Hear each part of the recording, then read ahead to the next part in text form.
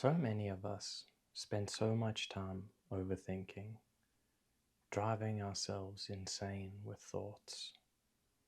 Just the endless streams of thought trains running through our minds, almost 24/7, except when we're asleep. And so what is there to do about this, and why is it such a problem? Well, ordinarily we don't think about it as a problem, except when we get exhausted from the thoughts racing through our minds. We're tired at the end of a day of thinking. We wish we could turn our brains off, or the anxious thoughts just spin round and round and round. What if this happens? What if that happens? What if I lose everything? What if I get in trouble? What if I lose my job? What about all these things that I need to worry about? This need to worry is a problem of the brain.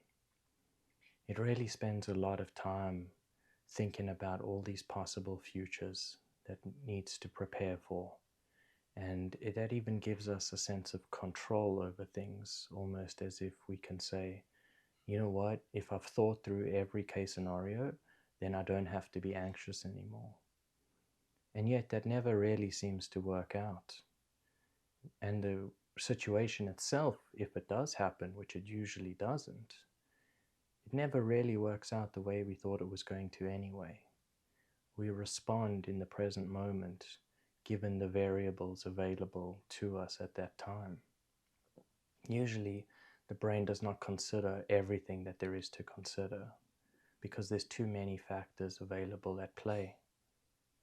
And so instead, what we can do, instead of listening to the thoughts endlessly on repeat, working out the minutiae of every possibility, instead we can take time to be still, to be present, and to allow our brain to not think for a time.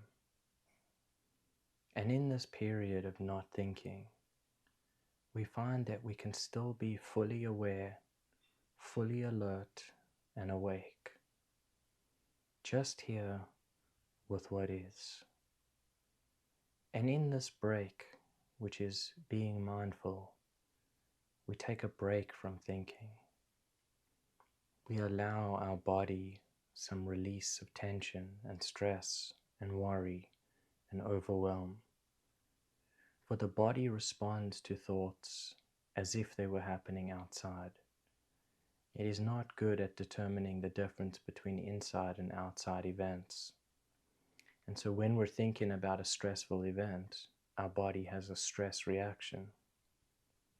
You know, you can think about this just in your own experience. It's like if I told you to think about a situation that makes you feel really angry, eventually you'll feel angry.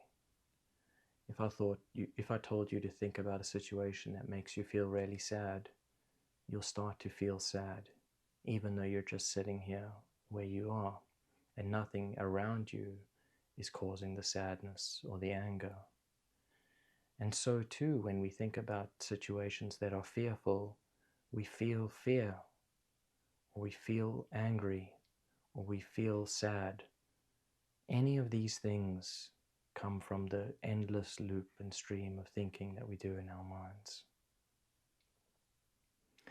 And so you might wonder, what's it like to just be in a natural, calm, neutral state of being without the burden of the thinking mind?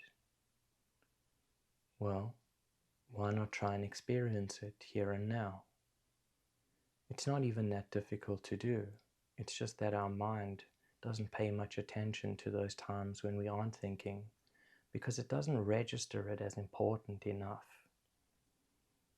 And so, let's just be here, be with what is, and notice the gaps between the thoughts. Notice that you are still here, you have a sense of self, a more fuller, richer, and vibrant sense of self actually when you're not thinking. And that this is actually your natural state of being, where you can just be You don't have to think. You don't have to worry. You don't have to ruminate. Just be here in stillness with me. Now, what do I mean by stillness? Well, stillness is the absence of motion. It is like silence to sound. It is the emptiness of doing and a resting in being. And so, try not to think too much about these words as if you need to understand them. Instead, allow them to point you towards the stillness. For we can't accurately conceptualize stillness, for it is nothing. It is not a thing to be conceptualized. It is the absence of all things and all conceptualizations. So what is it like for you right now? If thoughts come to mind, do not resist them. Allow them to come, but pay very little or no attention to them, almost as if it's a fleeting experience. And you'll notice that once you try, you can actually do this with ease. It's not something that is complicated or difficult to learn. It is just something we are not used to doing. And so, when the mind takes you on a journey of worry or anxiety or depression, take a moment to just breathe, return to the present moment, and just be here with what is. For in life, the most important thing is the present moment. There is no other time in reality except for what is now. The past is merely a recollection of memories and experiences that live inside of us, both in our minds and in our bodies. The future is a prediction of what will come, but we do not know what the future really holds. Anything is truly possible at any given moment, but all that there really is here in this moment. So let's be here fully with this moment and find peace here. Even if things around you seem unstable, which they are because life is unstable, find stability in the present moment, where even if things are moving and changing, you remain grounded and at peace with yourself and with all things. Now, this doesn't mean that you don't feel anything or think anything in the present moment, but instead you are able to be the witness of all things instead of the participant only in life. So stand back for a moment, metaphorically speaking, and notice how your thoughts and your feelings arise in a field of conscious awareness. They are not you. They are not who you are. As much as we think and feel like we are our thoughts and our feelings. Notice how you can be here without thinking and without feeling anything in particular. And so if that is possible, then that must mean that you can exist without thinking and without feeling. And you can exist while thinking and feeling. So that which underlies the totality of your experience is actually just awareness. It is presence. And when I say presence, there is two meanings to that. The first meaning is to be present, which is to say be with the now. Right? It's a temporal meaning. The second is this feeling of being. of a presence that exists and permeates all things. For we can take things and notice their sense of being. For example, if you were to pick up an object in your room and hold it for a moment, notice how you can just sense its beingness, its essence.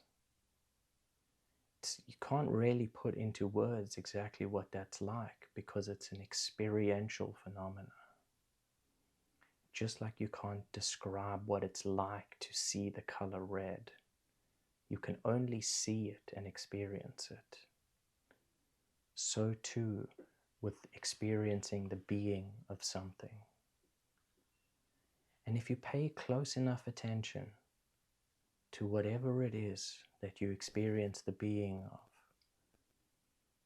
there is almost a oneness between your being and its being. There is a unity here that transcends the physical boundaries that we live in.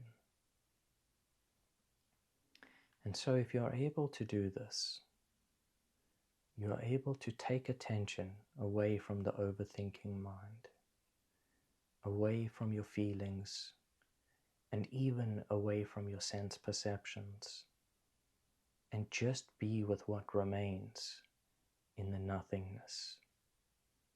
And it is so peaceful to be there. It is so serene and beautiful.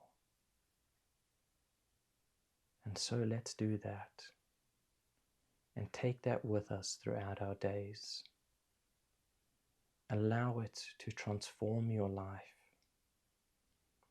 Allow yourself to find the stillness in you, to bring it with you in all things, to take it forwards in all interactions, and allow it to transform your life as a whole. So continue to be here, continue to be still, and continue to be present. Thank you.